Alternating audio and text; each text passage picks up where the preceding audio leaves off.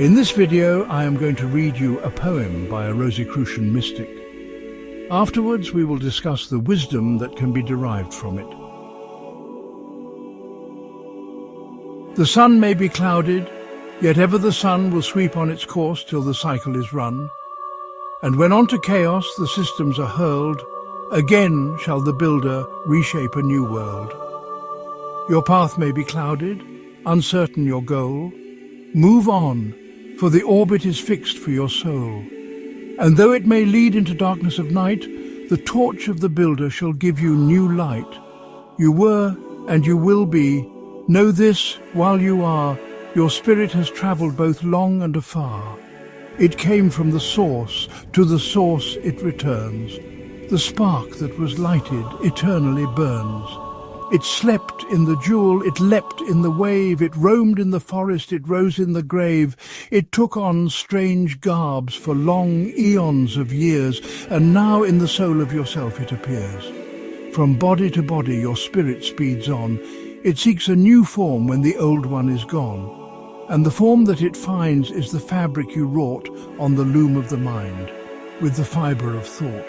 As dew is drawn upward, in rain to descend, your thoughts drift away and in destiny blend.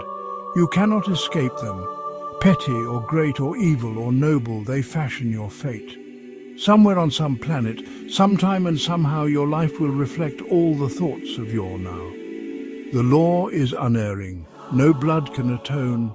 The structure you rear, you must live it alone. From cycle to cycle, through time and through space, your lives with your longings will ever keep pace. And all that you ask for and all you desire must come at your bidding as flames out of fire. Once list to that voice and all tumult is done.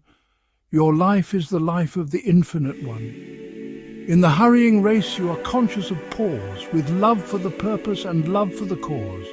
You are your own devil, you are your own God. You fashioned the paths that your footsteps have trod, and no one can save you from error or sin until you shall hark to the spirit within.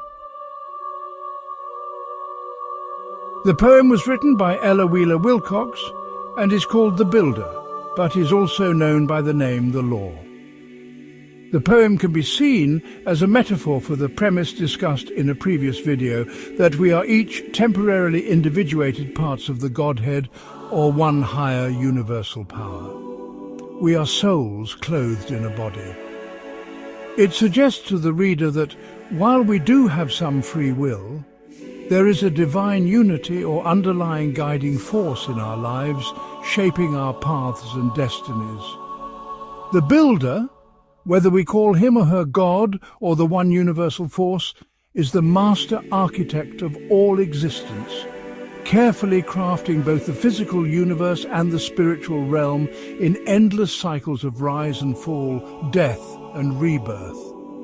So the blueprint is set, but as individuals we do have autonomy within the divine plan of our soul as to what we weave on the cosmic loom. Do we strive to create a life of goodness? Each person is like a candle flame. One flame can light many others without diminishing its own brilliance.